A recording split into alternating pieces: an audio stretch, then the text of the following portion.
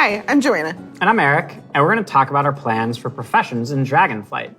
Professions have been a staple of World of Warcraft forever, and they've seen lots of really cool incremental updates over their life. But for Dragonflight, we want to do something a bit different. We really want to rethink professions and figure out how to make them part of your identity as a player, if that's what you want. We really want to make sure that professions feel fun and relevant across all levels of gameplay. That brings us to our first update, something that we're calling crafting orders.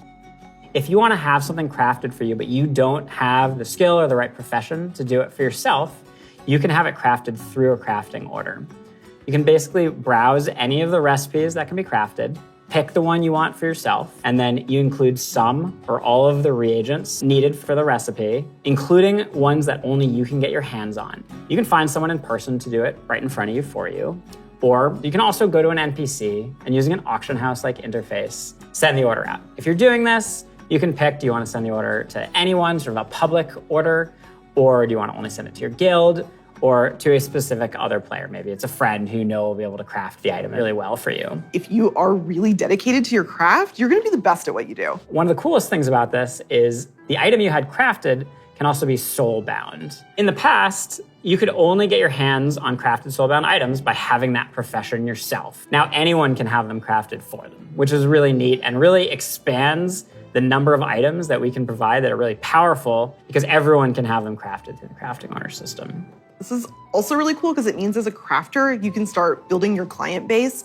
People are going to come back to you to get certain items. Maybe you're the best at making it, or you always throw in a little something extra. You're also going to be leveling up your profession. It's going to be really great. So the first time you go to craft, you're going to notice a lot of different things, but probably the biggest is the introduction of quality, both to your crafted items and your gathered reagents. Quality works in a pretty simple way. If you craft something that's a higher quality, it's just going to be better.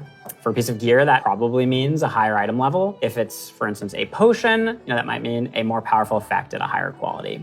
And we're doing a lot of new things in the UI. We've put a lot of work into it to make sure that the professions feel really special and unique. And another thing you might notice in the crafting UI that's new is the introduction of stats specifically to your professions, both crafting and gathering. And this is another sort of major input into quality. Probably the biggest source of your ability to craft items at a higher quality is through crafting specializations. We've had crafting specializations in the past, as far back as original World of Warcraft. With Dragonflight, you can go out and earn specialization points in a whole bunch of different ways. So maybe you find an old book on a bookshelf in a ruin somewhere, or a hermit in a cave who can teach you a little bit about your profession. So let's say you're a blacksmith.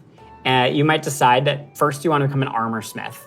And the more points you spend in armor smithing, the better you're going to get at crafting all armor. This also means that if you specialize one way, other people in your guild may specialize in a completely different path. So this means that your guild could have several top blacksmiths and everybody is providing something unique and valuable to the team, which is really cool. Now that reminds me of another update. We're actually adding crafting tables to all the different crafting professions. We're going to take those and we're going to put them all in the main city of Valdrakken. And you're going to go in there and you're going to get to see all the different players crafting their items at their cool crafting tables. Yeah, it means you're going to walk into the city and you're going to see like all these alchemists huddled over here, and you're going to see all these blacksmiths over by the forge. There will be other players filling orders or grabbing orders. There's going to be a whole new crafting area that's going to make you feel really part of the world. It just seems like a much more lively area than it has in the past. What I'm most excited about, though, is the gear. We're introducing new types of gear for every profession, and when you go to, say, mine a node, you're actually going to just switch into that gear. It's going to be really great.